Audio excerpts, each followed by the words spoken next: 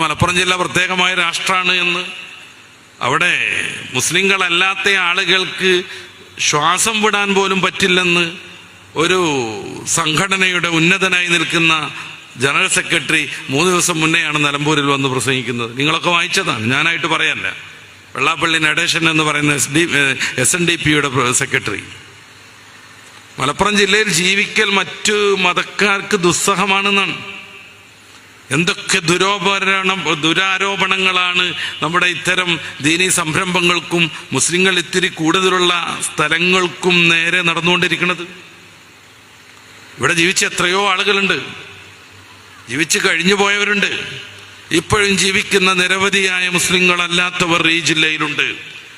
ഇവിടെ ജീവിച്ച അനുഭവമുള്ള ഒരാളെങ്ങാനും ആ വെള്ളാപ്പള്ളി നടേശൻ എന്ന് പറയുന്ന മനുഷ്യൻ ആശാനിരുന്ന കസേരയിലിരിക്കുന്നയാളാണ്, കുമാരനാശാനിരുന്ന കസേരയിലിരിക്കുന്നയാൾ. അദ്ദേഹം പറഞ്ഞത് ശരിയാണെന്ന് ആത്മാർത്ഥമായി ഒരൊറ്റ മുസ്ലിമും പറയില്ല ഈ നാട്ടിൽ.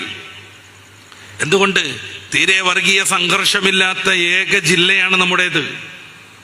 മുസ്ലിം ഭൂരിപക്ഷം എല്ലായിടത്തും വന്നാൽ എന്ത് സംഭവിക്കുമെന്നതിൻ്റെ കൃത്യമായ ഉദാഹരണമാണ് നമ്മുടെ ഈ ജില്ല. എല്ലാവരും എന്തെങ്കിലും ആവണമെന്നോ മാറണമെന്നൊന്നുമല്ല ഞാൻ പറയണത്. തീരെ വർഗീയ സംഘർഷങ്ങൾ ഉണ്ടായിട്ടില്ല. IAS IPS ഒക്കെ കഴിഞ്ഞ് ദൂരയിൽ നിന്ന് കോച്ചിങ്ങൊക്കെ നേടിയിട്ട് വരുന്ന കുറേ ആളുകളുണ്ട് നമ്മുടെ ജില്ലയിലേക്ക്.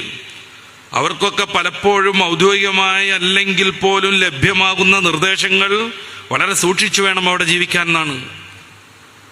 എപ്പോഴും വയലന്റ് ആകുന്ന ഒരു സമൂഹമാണ് അവർ. അക്ഷരജ്ഞാനമില്ലാത്തവർ, വിദ്യാഭ്യാസമില്ലാത്തവർ, സംസ്കാരം അറിയാത്തവർ, ആധുനിക ജീവിതം പരിചയമില്ലാത്തവർ. അതുകൊണ്ട് വളരെ ശ്രദ്ധാപൂർവം ജീവിക്കണം. എപ്പോഴും അവിടെ കലാപങ്ങൾ ഉണ്ടാകാം എന്നൊക്കെയുള്ള നിർദ്ദേശങ്ങൾ കിട്ടിയാണ് ഇത്തിരി ഉൾഭയത്തോടു കൂടെയാണ് പലരും നമ്മുടെ ജില്ലയിലേക്ക് ജോലി ചെയ്യാൻ വരുന്നത്. പക്ഷേ ഏതാനും ദിവസങ്ങൾ മാത്രം ഇവിടെ ജീവിക്കുമ്പോഴേക്ക് അവരുടെ ഏറ്റവും ഇഷ്ടപ്പെട്ടൊരു നാടായിട്ട് നമ്മുടെ ജില്ല മാറുന്നു. 100 അനുഭവങ്ങൾ വിളിച്ചു പറഞ്ഞ, ആത്മാർത്ഥതയുള്ള, സത്യത്തെ സത്യസന്ധമായി സമീപിക്കാൻ കഴിയുന്ന നിരവധി ഉദ്യോഗസ്ഥന്മാർ ഈ നാട്ടിൽ നിന്ന് ജോലി കഴിഞ്ഞ് സന്തോഷത്തോടെ പിരിഞ്ഞു പോയിട്ടുണ്ട്. പലർക്കും പിരിയാൻ പോലും തോന്നണില്ല.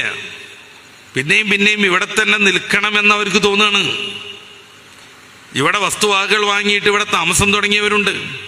ഈ സമാധാനത്തിൻ്റെ, ഈ ശാന്തിയുടെ, ഈ പ്രത്യേകമായ കാലാവസ്ഥയിൽ ജീവിക്കാനുള്ള മോഹം കൊണ്ട്. നമ്മുടെ തൊട്ടടുത്താണ് ഈ കോഴിച്ചന എന്ന് പറയുന്ന നാട്. അവിടെയുണ്ട് റാപ്പിഡ് ആക്ഷൻ ഫോഴ്സിൻ്റെ പ്രത്യേകമായ ഒരു കേന്ദ്രം. നമുക്കൊക്കെ അറിയാം.